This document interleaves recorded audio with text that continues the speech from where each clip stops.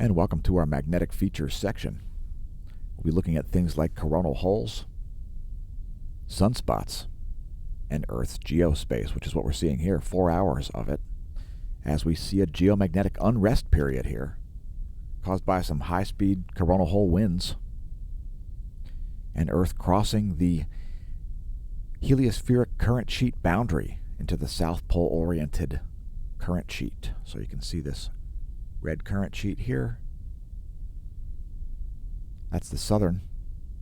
Green is the northern.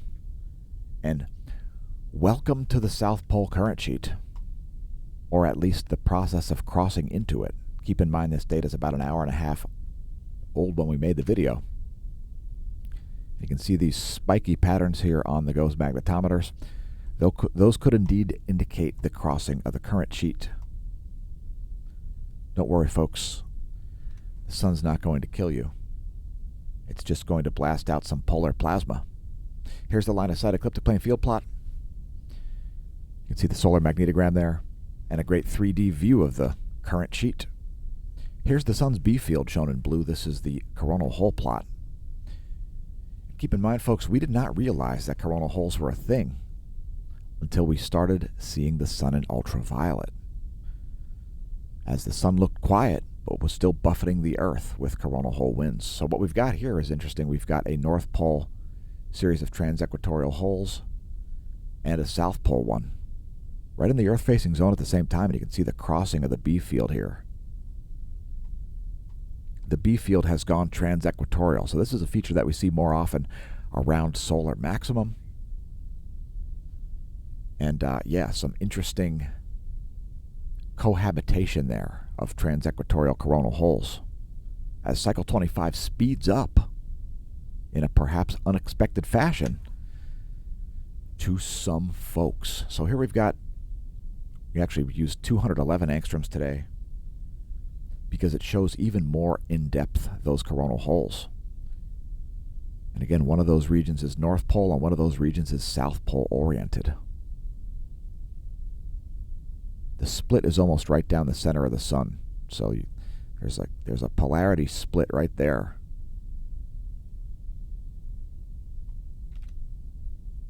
And as you can see on this image, you've got the North Pole coronal hole system on the western limb and the South Pole on the eastern limb. And sort of like a tuft here. Keep in mind, folks, the corona is very, very bumpy, and it may look a little deceptive. So the likelihood of major flares is probably even higher than it was yesterday. Sunspot 2936 is definitely capable, more than capable. It's even interacting with the area behind it. Sunspot 2938. We've got as many as 6 named groups in the last 24 hours there.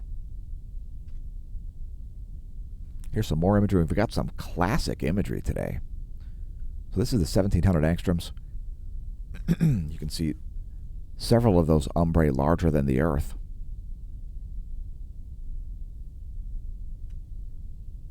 In the close-ups, this is actually a 2-day close-up. We actually increased the length of this one, I think.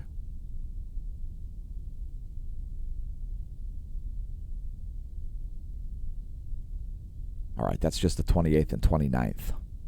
So, but a full zoom there on the interacting magnetic fields of sunspot 2936.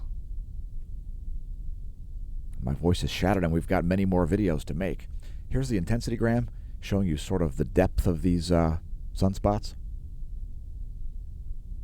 And you can see consolidation happening in the leading group there.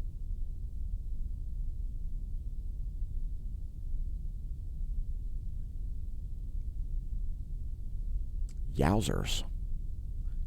Just some spectacular footage from the SDO. Here's some more.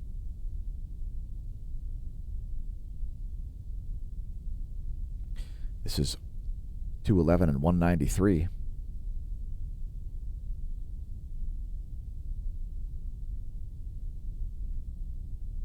I think that's sufficient. So they've been underperforming. There's a flare going on as we make the video. Be interesting to see where this one levels off. It's already in the low C-class category. No spikes in the proton flux recently, no relativistic particles. Don't be surprised to see some, as we could certainly see coronal mass ejections, especially if we see large flares.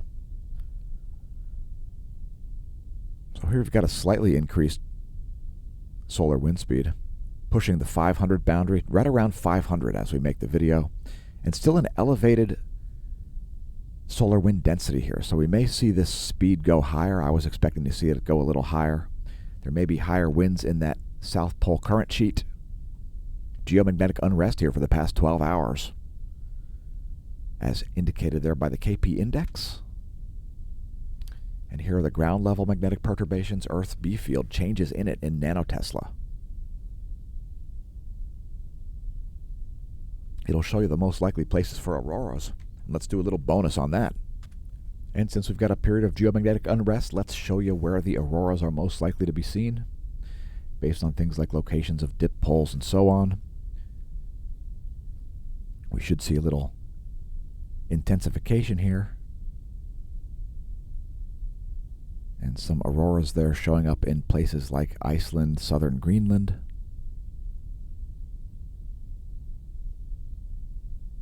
And it looks like only northeastern Canada there.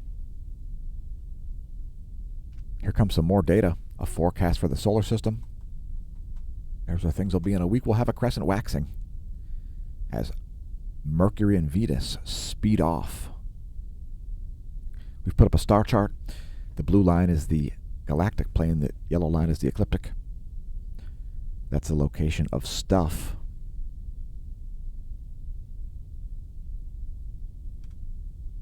And we'll look at the coronagraphs. It looks clear from where I stand.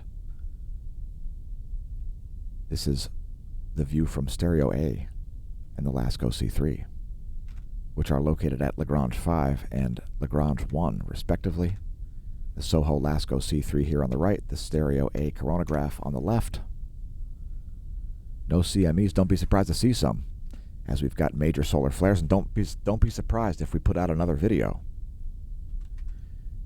with bonus features. We'll be talking about things like GPS errors and so on, so join us for that in our third space weather segment of the day. Here from the Smash News Network, least busted name in news.